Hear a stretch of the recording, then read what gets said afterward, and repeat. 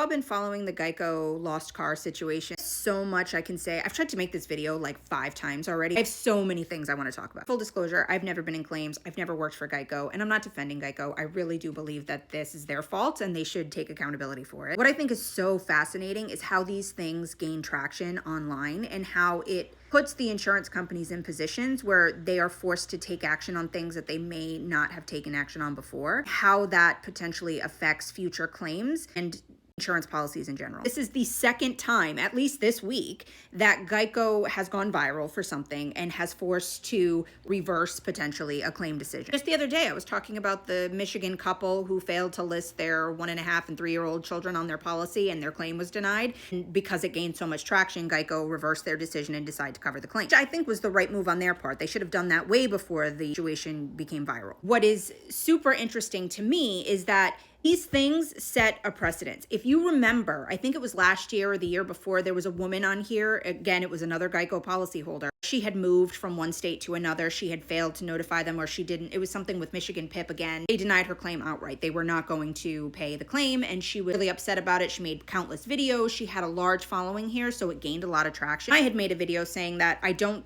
think Geico is going to reverse their decision, and I don't necessarily think that they should, because it sets a precedent. Once you do that, you almost have to do it for every single person, especially in that situation where somebody could come out and say, well, you did it for her, but that's because she had more followers on TikTok than I do, and that's not fair. To be clear, I'm not saying that Geico shouldn't do something in this particular situation with the lost car. I think they need to make this right for sure. It's just fascinating how these things continue to happen and how they are going to need to potentially change something. The reason why policies are written the way that they are is because every time that there's a lawsuit that forces the insurance company to cover something that they don't want to cover or never intended to cover, they have to then change the language to be less ambiguous. So it's interesting to see how this will shape future policies, because if they really don't intend to cover when cars get lost, which they absolutely should, but are they going to start putting that in their policy? With such the lack of education about insurance in general, and